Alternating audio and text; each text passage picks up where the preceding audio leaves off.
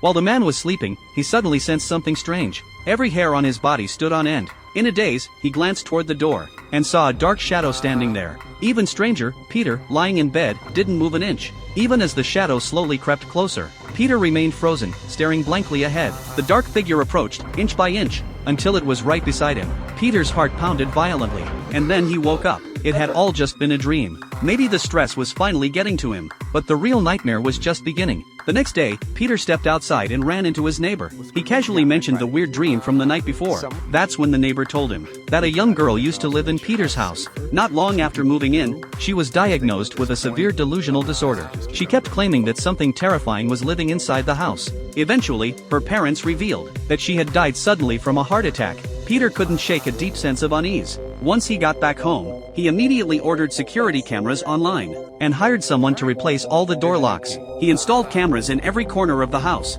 That night, fully prepared, Peter sat on the living room couch, waiting to see if any strangers would appear. Hours passed. Nothing happened. Peter eventually dozed off on the couch. Suddenly, a loud, frantic knocking at the door jolted him awake. He rushed to the door and peered through the peephole. A man in black was standing outside, banging on the door, begging for help. He claimed someone was chasing him, pleading with Peter to let him in. Peter refused immediately, but just as he turned away from the door, he noticed another man in black standing at a different entrance. Peter tried explaining that he couldn't open the door, but then things got even stranger. When he looked outside through the glass, he saw that dozens, maybe hundreds, of black-clad figures were now surrounding the house. Peter panicked, shouting at them to leave, but they didn't move.